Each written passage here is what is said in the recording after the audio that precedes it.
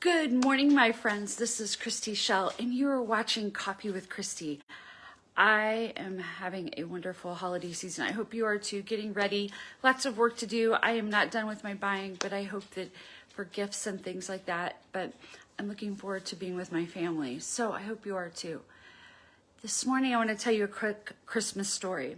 So many years ago, it was Christmas time, and it was time for gifts, and the only thing I had kind of asked for was a purple suitcase. And, purple is a weird thing I love. And so I was hoping, super easy thing to get. And when I got this smaller box from my husband, I was knew I was already a little hurt because I was thinking he didn't listen to me or whatever. I was making up those stories.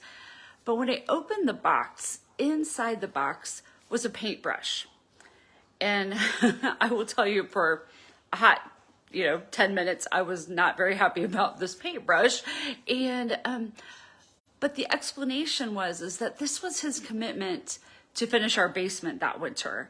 And I, at the time, was still very frustrated about it, but actually in the end was incredibly impressed, He had spent so much time and work, and our basement turned out beautiful. And I couldn't see that because I had asked for a specific gift, and what made it mean that he wasn't listening to me. But I learned something in that conversation. I learned something in that time that I didn't really know. People have different ways that they like to be shown affection. You've heard of the love languages. And my husband's love language is acts of service. And what's interesting about that is that it's that everyday doing for each other and kind of going above and beyond to help or make something good or work hard and that kind of thing. And this always gets me thinking, because when I started to notice this acts of service as a love language or a symbol of love, I started to see it everywhere. And especially kind of at this Christmas time, I think that we get caught in the hustle bustle, but the acts of love that we really are seeing is giving gifts to each other, enjoying time and family and friends. Maybe you're hugging or snuggling more around the TV or around the fireplace or something like that. But I really want you to notice kind of what I call the invisible Christmas love. And that's the acts of service. It's all the things it took to get to that party or to get to that Christmas morning or to get to church on Christmas Eve or whatever. It's the acts of love and action that we don't always acknowledge. We often get wrapped up in our own hustle bustle or, in the whole thing. And we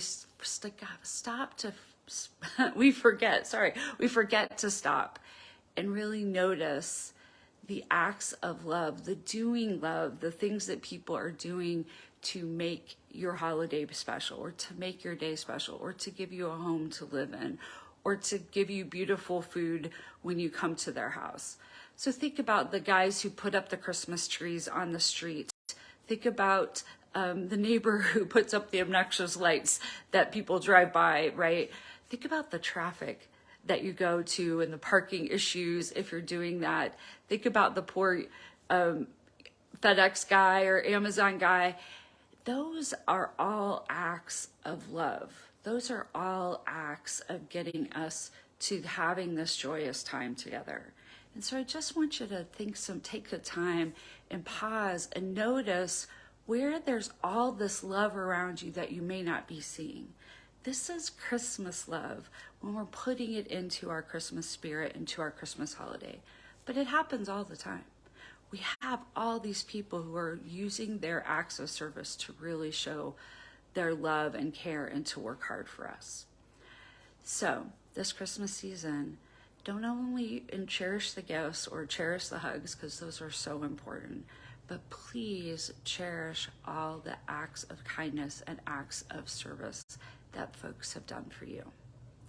This is Christy Shell. I hope you're enjoying your holiday season, and I hope we'll see you next week as we get ready right for Christmas. Thanks.